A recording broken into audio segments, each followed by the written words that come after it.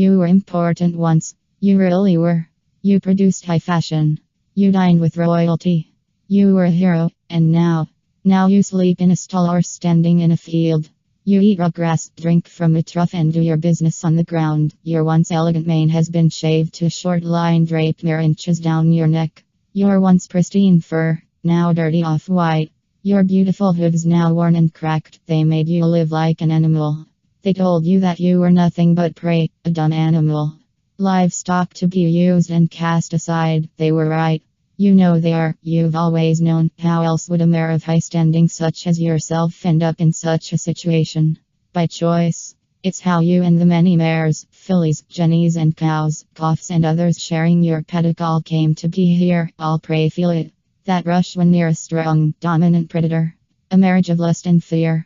But some feel it stronger than others, so when Huntmaster Anonymous opened his club promising to satisfy these desires for the female population, they flocked to him, despite the steep price. Oh, it's not the financial cost that's steep.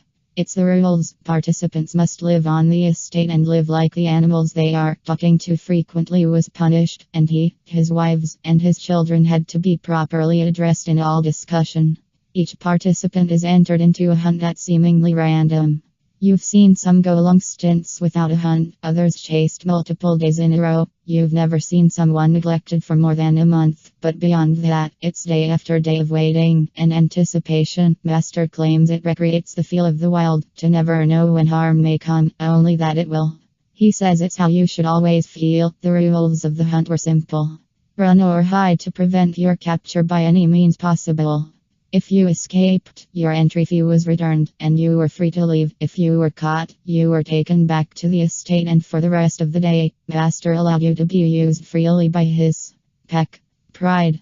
Trying to escape outside a hunt resulted in one being permanently banned, and their fees were kept. A single entry lasted 10 hunts before you were simply allowed to leave, but being caught all 10 hunts of a season had its own penalty. A brand bearing the word prey in bold letters, and the worst part, participants had to pay for all their own expenses, on top of the entry fees. All to be subjected to this. Truly shameful. Still, as the sun begins to set, you become quite confident that you won't be picked today, and decide to turn in. A constant state of anticipation can be dreadfully taxing, after all. You opt for your stall, of course. Sleeping while laying in hay is more comfortable than sleeping while standing in a crowd. Till you groan as you wake, a light chill in the air. You can't make out too much, fog and the scant light of the not yet risen sun preventing it slowly getting to your hooves. The feeling of your fur bristling in the wind suddenly snaps you to realization you're not in your stall. A brief look around confirms the truth. You've been picked for the hunt today. Looking around, you notice 5 other girls there with you. A Pegasus, 2 earth ponies, a sheep, and a woodlander. Nudging them awake, you try to map out a plan as they get their bearings. You can't see it at the moment, but you know what the area's like. A vast, enclosed valley nestled within several near impassable mountains. A number of streams and rivers are fed from sources within the mountains, which in turn feed small ponds as well as a large lake on the far side. Grassy plains and hills make up much of the area, broken only by the occasional copse or lone tree, until the plains give way to woodland near the mountains. Behind you is the only surefire way out you know of. A long, natural tunnel that leads back. It's also the only exit that you're forbidden to use. Not that it matters. The entrance is part of Master's estate, ensuring it's always guarded. The large yet rustic building, adorned with trophies of hunts, the remains of your speaking equals, and many stains of your speaking equals, looks imposing as ever in the dawn gloom. Turning to your companions, you can see the worried looks in their eyes. You're worried too. But for a different reason. The second one of you leaves this circle, the timer on your head start begins. And you just had to get stuck with a Pegasus, which means the head start would be drastically shorter. Just as you begin trying to think up a plan, to your horror, the sheep runs out of the circle and into the fog. No. They saw that. They're watching. They're always watching. The clock is ticking. Levitating the woodlander onto your back, you look to your companions. Please stay with me, there's safety in numbers, you plead before you take off into the inky blackness, away from the campfires of the estate. Well, it seems the hunt has finally begun. Scanning the crowd, you decide who would be best to bring. The first two is, as always, 2 groups of flyers. composed of 3 griffons or sphinxes for their sharp eyes, and a young dragon for their ability to give signals at vast distances. On the ground, 5 groups each consisting of at least 2 diamond dogs and either a chimera or a minotaur will search the valley. Minotaurs in the open hills, chimeras in the rough mountain forest where hoof bipeds have difficulty treading. Your own group, yourself, a hound, a chimera, and a griffin. As always, except today you have an extra hunter. Your daughter Aleka, a human diamond dog hybrid, is finally old enough to join the hunt.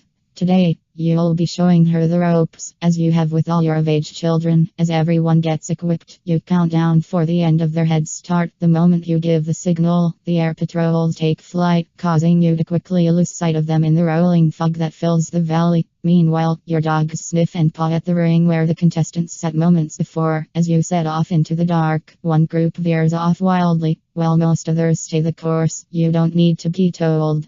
The sheep who ran ahead didn't join up with the rest. Don't alert the prey. Leka's mother warns. Looking around, you see the likely hiding place is a grove of trees in the hills far ahead, cut off from the rest of the mountain forest by a few hundred feet. Nodding, you motion for the groups to split up and circle the area, with the intent on ensuring the initial ambush is fast and overwhelming. How many times have you been in this situation? You don't quite know. Enough, you figure. Even now it's terrifying, yet thrilling. Indeed, the smell of excited mare here is noticeable. Thick and musky. You're certain the woodlander left a small wet spot on your back as well, so begins the Pegasus. Clearly a new girl, based on how clean she is. How do we escape? Shrugs all around. What? She responds. Couldn't I just fly? She achieves a few dirty looks for her selfishness. No, Master's griffins will capture you. What if I went into the mountains and flew out near the border so they couldn't see me before it was too late? The thick woods, rough terrain, and wild animals make it dangerous there. Another girl responds. And Master's tarantulas have set up a lot of web traps in the trees and caves. Could we swim? If that big lake is getting water, it has to go somewhere. That's a very large lake, darling.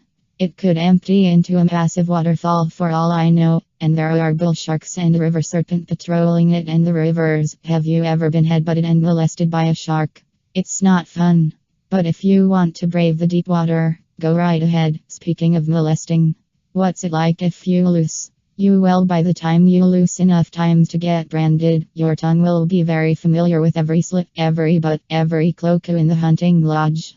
They are not big on reciprocating.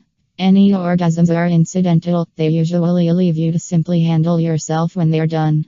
Some of the mistresses will grind. Master's sons may use your rump, but I've yet to be penetrated in the primary orifice. Master says the wombs of prey isn't worthy to carry his seed. You swear the smell here is getting thicker. As you begin to relax a little, you notice the air feels different somehow. The others pick up on your anxiousness, putting them on edge. Suddenly, the hunters explode from the bushes in every direction. You're fairly certain that at least 2 of your companions were caught instantly. But it doesn't matter. You're already off. The world moves in slow motion as your hooves propel you as fast as they can from the cacophony behind you. All that matters now is escape. You need to find safety. Somewhere to run. A hiding place or a way out of the valley. You haven't the slightest where you're going. Fog and fear obscuring your vision. You just know you have to get there. Soon, you find yourself in the woods. Rough, dark and deep. You know you're at a massive disadvantage here. But the clamor behind you tells you that you have no other options. Inside is no better. The fog is as dense as the trees, and the lack of light leaves you almost blind. You simply push forward. The sounds of pursuit seem to come from every direction, but finally, you find salvation. A cave, you know it's a risk. There could be web traps, or worse, wild animals. But you have to try. Slinking in, you wander as far in as you're comfortable, and wait. Minutes, hours, days go by. At least, it feels like it. And the sounds fade, waiting a while longer. You sigh. Maybe they couldn't find you. Maybe they gave up and went home with their other quarry. Maybe you won. With a small skip, you begin trotting towards the entrance of the cave.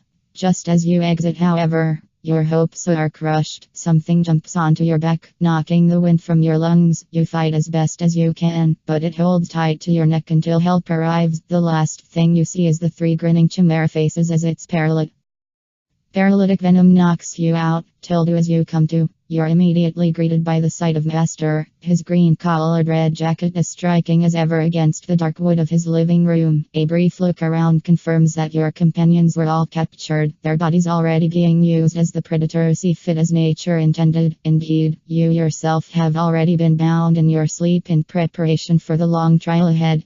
Rarity. Glad to have you back among the living. I'd like to personally thank you for playing. Of course, this is your 10th straight loss, so you know what that means. Time to be put in my place, correct? He turns to human dog hybrid and hands her the iron. Leica, since you managed to make a capture on your first hunt, you get to do the honors. The young child quickly becomes incredibly ecstatic as she takes her position. Tears roll down your cheeks as the metal sears your flesh, permanently defacing the 6th and final diamond of your cutie mark. There we are. Nobody can ever dispute what you are now. You know, Rarity, just because your cutie mark is out of real estate doesn't mean you can't play anymore. After all, you've still got some room here, he says as her touches your face. And here, he continues, rubbing the raised sides of your marhead. Would he really do that to you? Yes, he would. 6 times he's branded you. 60 times he's hunted you, and this will be the 60th time you've been passed around and abused like a cheap toy among his family. Could you really keep doing this? You told yourself that you'd win just once and then be done.